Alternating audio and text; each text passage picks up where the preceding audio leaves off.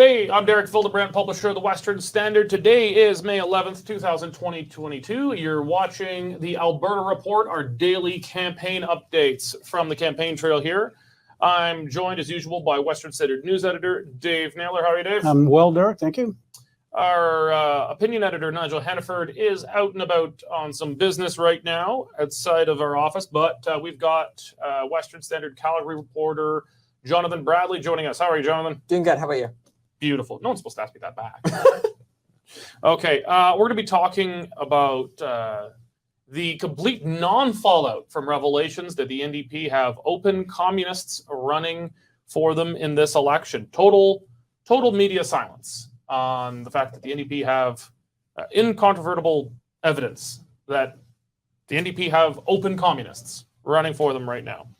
We're going to talk about the latest seat projections from 338.com that are projecting in wild nail-biter of a race right now. Really just a few seats. It could come down to a few hundred votes in just a few constituencies to determine who wins the May 29th election. And the latest promises from the campaign trail, the UCP promising a 25% discount if you're old. That's right. If you are officially a senior, how old? 65. If you're 65 or older, you get 25% off on all government services. Campaign promise sure to make Jonathan and I happy, at least, eh? All right.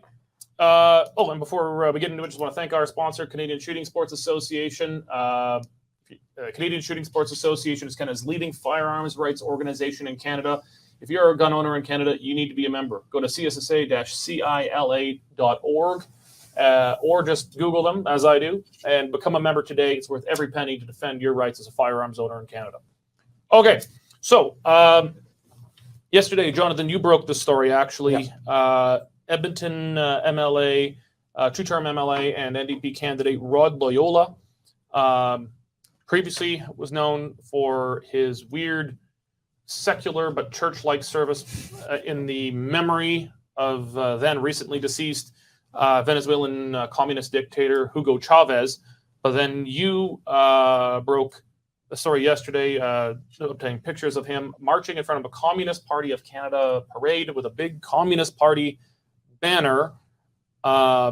Pretty clearly communist. I don't think there's any disagreement that he is marching with, if not leading, a Communist Party parade. You broke the story on it. There was no comment from the NDP, probably wisely so, because the rest of the media, I asked you to look into it this morning, has there been a single news report from the Herald, the Journal, the Suns, television, radio? Have you seen a single report in legacy media pointing out that there is an open communist running for the NDP right now? Nothing. I went on Google News prior to getting on here to see if there was anything posted in the last 24 hours about Rod Loyola. And nothing. The only other thing that was available was a Rebel News story that was unrelated. Yeah, about his previous Hugo Chavez. No. But the Rebel News story was about his comments about the police that they posted. They were doing something about it. Yes. But nothing. I didn't see anything. The Calgary Herald, Edmonton Journal, CBC News Calgary, CTV News Calgary.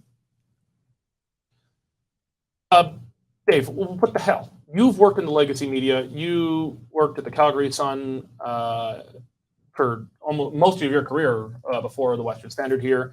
I feel like at least the old Sun would find it newsworthy that a sitting MLA, two-term MLA and candidate for a party that has a good chance of forming government in Alberta is a member of a political party that killed about 100 million people in the last century. I think the old Sun would have, but don't forget it's not the Sun anymore. It's Post Media. It's run by the Herald. They're both the same. But you know the big thing. We're not surprised, are we, Derek? That the legacy media is. I'm feigning surprise. Yes, feigning surprise. But we're shocked because the media, for the most part, the legacy media is left wing, and they're not going to go out of their way to write stories that could lead some votes swinging towards the UCP. They don't like the UCP, and their columnists clearly favor the NDP, and they're not going to do anything to harm them. Okay, but I mean, they're not 100% in the. I know some of our reviewers would disagree, but I generally don't think of them as sitting around taking orders from the NDP war room. No. most of them are more professional than that. And there are some good people in the legacy media. Like, they're not all bad. There's some good guys there. There's No, some guys there are. Yeah. But where the hell are they? keep in mind that certainly for Post Media, the Journal, the Sun, the Herald, the Edmonton Sun, they don't work in newsrooms anymore.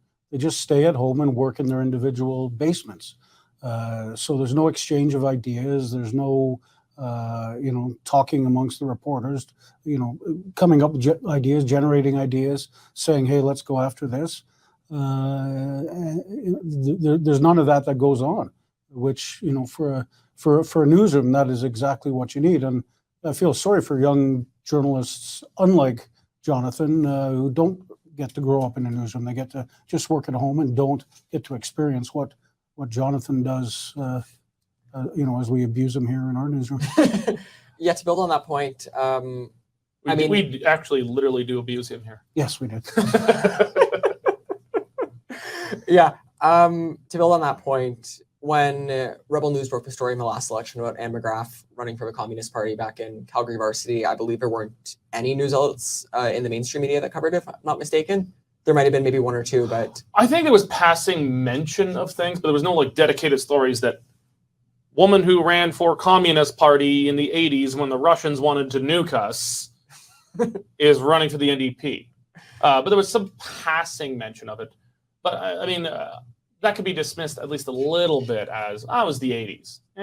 Crazy kids, and I think, you're not that far out of university here. You know that communism is not a weird thing on modern campuses. It's certainly not considered, at least beyond the pale. Not everyone's not a communist, but everyone knows there's plenty of communists. And well, I think a lot of people in the post-secondary education system who come out of it think, well, everyone's been a communist. Who hasn't been a communist going through university? And the atrocities of Mao and Stalin are long history now and forgotten by the younger communists of the day. Well, I don't think they ever remembered it. The atrocities of Hitler are still very well remembered, but the communists had more time to run up their death score. But I don't know, Jonathan. Do you think it's just that this isn't seen as you came out of university not that long ago? Yes. And do you think it's just that people in newsrooms see that, okay, a communist is running for the NDP? It's not a big deal. I know plenty of communists from my time in university. What is it? What do you think it is? Well, I think it might just be that we're not educated enough on that. I mean, Jordan Peterson talks about that, about the atrocities of communism all the time and how the younger generations aren't aware of that. I went to Toronto Metropolitan University, formerly Ryerson University, and it was a woke school where many of my fellow classmates were communists or just completely unaware of how great capitalism it is and what it's allowed people to achieve. Well, I don't know. I said I was feigning surprise, but even I've been surprised that there's just been nothing. I thought there'd be some reporting. But there. I was going to say lots more to come. That's where I was going, Jonathan. There's lots more to come. Yes, there is. You've got the goods. Rod Loyola is not the only open communist in the NDP's slate of candidates this year. Yes. Tell us, at least tell us about what you published today or what is going to be published today. Well, there's another candidate who had retweeted a post from... Is that story coming today? That story should be coming out today. You can use names. Okay. That candidate, Diana Baden, was caught retweeting a post from a pro-communism Twitter account. It was related to an American hacker. And this, just for some context here, this Twitter account had hammers and sickles on it. It said vote communist May 4th. Yeah, and had hammer and sickle emojis and stuff. Yes. Yeah. Do they have swastika emojis? I don't believe so, no. Not that I've seen. Well, we gotta be consistent here. You either have to add swastika emojis or get rid of the hammer and sickle ones. Okay. Sorry. So continue on, Jonathan. Yeah. So she was caught. She retweeted a post from a pro-communism Twitter account. It was titled "Vote Communism May 4th." The tweet has since been deleted of the account, and it was about an American hacker named Aaron Swartz, who was facing up to 35 years in prison for hacking into MIT system. And was there anything else communist from this candidate? No, that was just it. But it was rather shocking to see someone retweet. And I know we're not going to spill the beans here, but there is even more. Yes. There is a whole den of reds Yep. running. Den of reds. There's a den of a red under Yeah. every bed. I mean, I was accused of red baiting yesterday, so I think there's no shame in red baiting. absolutely none. Communism is a crime, and it's the only one for which I believe in summary execution. Okay. Well, we're going to move on, I guess, more to the politics, the raw politics, away from media, more towards the raw politics here. The latest seat projections.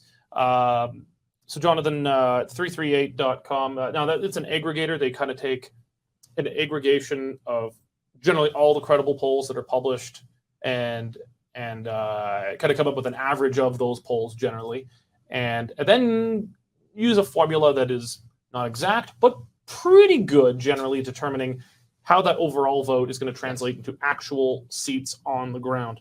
What were the main findings in the latest projection from So the main findings were that the Alberta United Conservative Party would win a majority government with 45 seats, and the Alberta NDP would form the official opposition with 42 seats, and no other parties would win a seat in the Alberta legislature. I've got, I'm looking here, I've got them at 338 has them at 45 and 42, but yeah, still very close. Yes, that's what I said. Oh, okay. Yeah, so, you're right, yeah. So that's a division of just 3 seats, and you need 1 for the speaker. So that would give you just a 2-seat effective majority. The speaker only votes if there's a tie vote. So if someone's sick one day, extremely rare to see something like that. I think 2 elections ago in BC, there turned out to be something like that. It was so close, and you had speakers breaking ties. It's very unusual. Anything else stand out for you from the projections there? Nothing really. I mean, there's a whole bunch of seats in Calgary that are toss-up seats at the moment.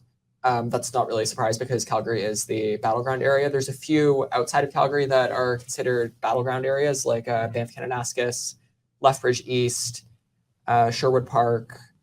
Lesser Slave Lake was considered a battleground, but it's starting to trend more UCP now. So I suspect that seat will probably go to UCP. Actually, yeah. So my mix-up there was the popular vote of the average of these polls was 48 UCP, 44 NDP. So the UCP has a slight overall edge in the popular vote.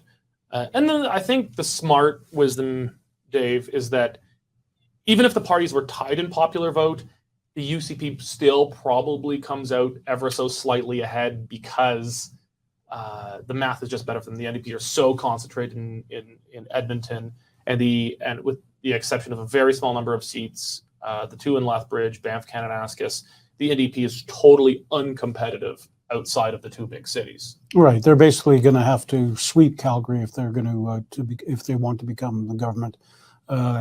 Getting back to the polls, saw one earlier this week by Main Street, 50 to 43 for the UCP. So they're the sort of first poll to show that the UCP may be gaining a little bit of getting a little bit of traction. But yeah, currently right now, as it stands, the numbers are not there for the NDP to form a majority, but it's close. It's close. And even with some of the toss-ups, there's maybe like a percentage of a difference, like Calgary, Acadia. So we're going to dive into some of these seats right now. So they got a list here of the toss-ups. There's a lot of, we're not going to go through every toss-up because there's a lot of them. But some of the highlights here. So Calgary, Acadia. Yes. So there we've got Tyler Shandro running, and who's the NDP candidate? Diana Madden. Diana Madden. That is a wildly tight race. I know the UCP is pouring resources into it. The NDP is pouring resources into it. There, it could come down. I would not be shocked to see that as the single closest race in Alberta, or easily, I'm going to say it's in the top 5 closest races in Alberta. It could be easily within a couple of hundred votes. I would not be shocked at all. And there, it's a particularly interesting race, Dave, because Tyler Shandro was the health minister under Jason Kenney, and the left hates him because it was fights with doctors and whatnot. And a lot of the more populist right hates him because he was the minister who oversaw lockdowns and mandates and all of these things that played a massive role in having Kenney thrown out. Yeah, he's got the ghost of COVID hanging over him. Yeah. So he's in a tough battle. He's in a battle for his political life, without a doubt. And then on top of that, there's the Law Society of Alberta investigation that he's facing right now over his. That one's getting some media attraction. I'm not sure that one, though, is getting as much at the doors. But no, I mean, anger at him over COVID a few hundred people who are still upset with, maybe they've forgiven the UCP and come back in the general UCP fold, but who are angry at him over his actions as health minister, conservatives who stay home or vote for one of the smaller parties on the right, that could cost them the seat. I guess the question there, I think, is, luckily for him in this case, most people don't vote for their MLA. They vote party, they vote leader and platform. They're not really voting for MLA, but and Daniel, he's in trouble. And Danielle Smith was sort of elected on a platform where she vowed never to bring in lockdowns again, and wasn't happy with what Kenny did. So so you're right, that's Chandra's only hope. Calgary Bow is another very close one. There we've got the UCP's Minister of Post-Secondary Education, Dimitrios Nicolaitis, running. He's being challenged by Drew Farrell. She is a former member of the Calgary City Council. Dave, you would have covered her at the city. She is, I don't think she's well known in the riding because her municipal ward was in a different, more central part of the city. Calgary Bow is on the western extremity of the city. Got name recognition, though. She does have name recognition. But she's got a bit of a record, and it's not necessarily the centrist Lohidian image that the NDP is trying to put forward. No, she was very left-wing on Calgary City Council, ignited a firestorm when she accused police officers of being wife beaters, and has currently going before the courts right now with a lawsuit brought on by a Calgary businessman that she basically forced the closure of his Stampede tent because she didn't like the noise and the parking around her Kensington home. So that's what his lawsuit is alleging. About, yes. Yeah. So yeah, she's well known. She's very well known as quite a left wing. So she would be on the further left of the NDP spectrum. Although we don't know if she's an actual communist, so probably not the most left wing. Oh yeah, good point. Good point. I mean, she could be pretty far left, and she's right of the communists. But she's right of a communist, but probably left of Janice Irwin. Okay. So the Calgary ones are close. We know that. But let's just kind of talk about some of the other kind of bellwethers that are outside.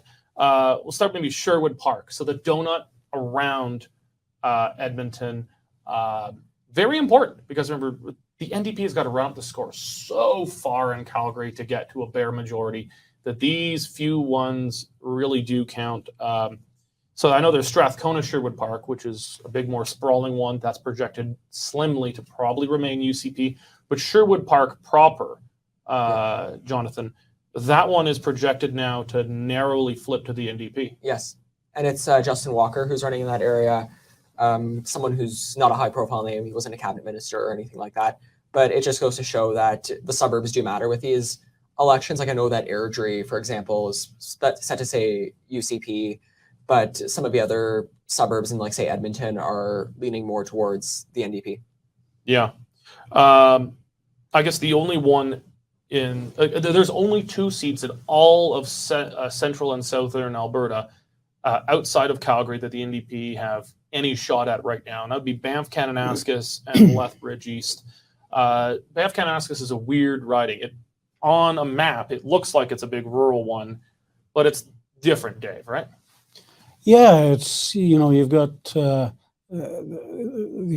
population centers of Banff, which are and Canmore, which are sort of young hippie-ish people, maybe seasonal workers at the restaurants, at the ski hills, whatnot. So you would think they may tend to be left-wing leaning, and then also in the riding, you've got the ranches and cowboys. Well, that's the reason it's not solidly in the left. Exactly.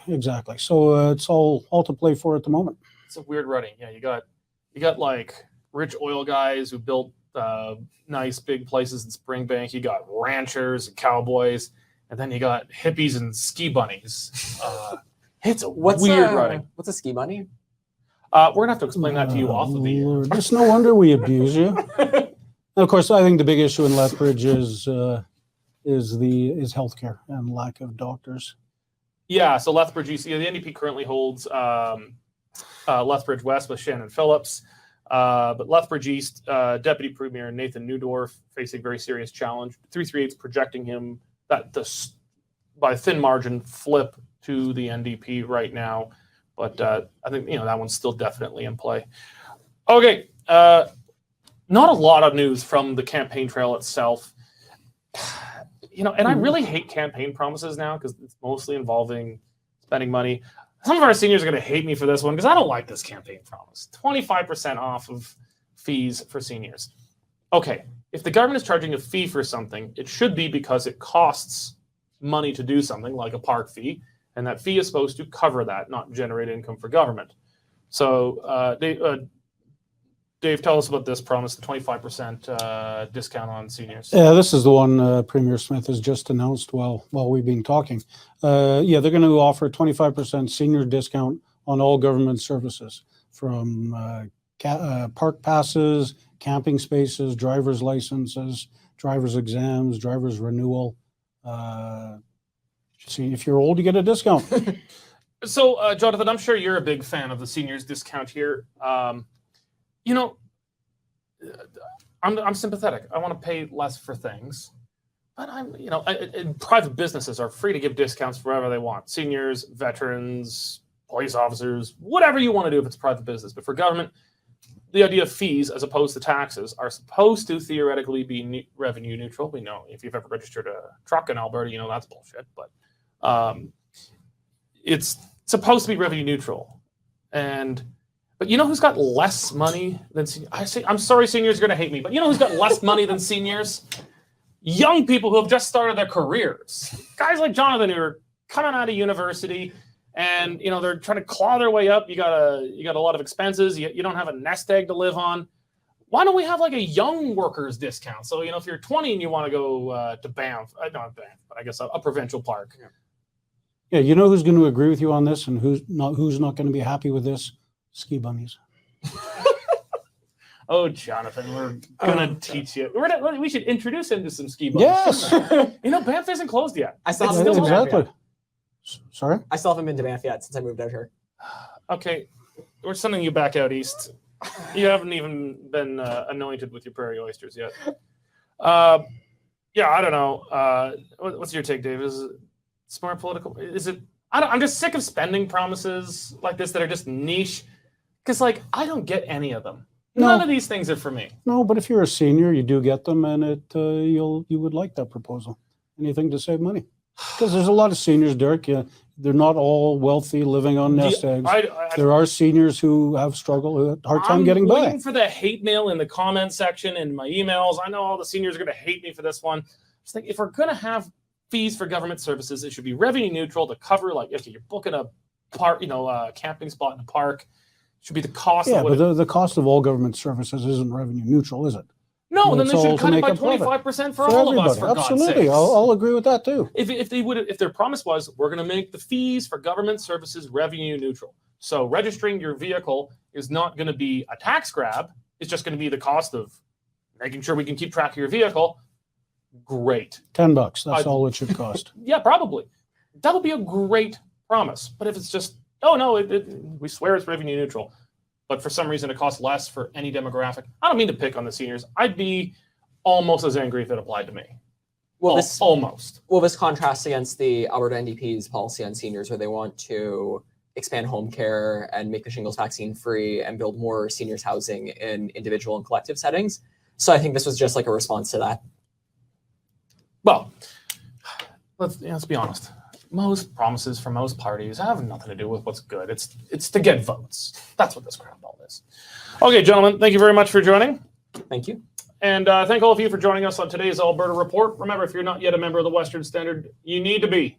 You go to westernstandard.news, click on membership. It's only $10 a month or $100 a year to get unlimited access to all of our content. Thank you very much. We'll see you tomorrow, and God bless. Here's an update on commodity prices in Lethbridge for today. Cash barley is down $2 at $4.05.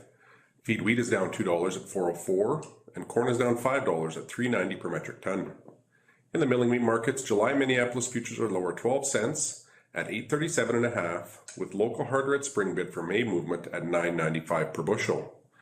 Looking at canola, nearby futures are down $4.20 at $7.30.50 per ton, with delivered values for May at $16.33 per bushel.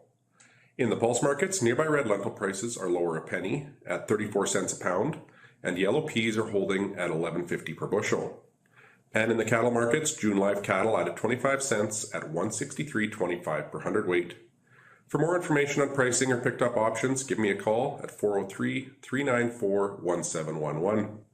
I'm Matt Buscom at Marketplace Commodities, accurate real-time marketing information and pricing options. Canadian Shooting Sports Association. Without the CSSA, our gun rights would have been taken long ago. These guys are on the front lines helping to draft smart and intelligent firearms regulations and legislation in Canada, and more importantly, educating the public about how we keep guns out of the hands of the wrong people. You become a member, it's absolutely worth every penny. You can become a Western Standard member for just $10 a month or $90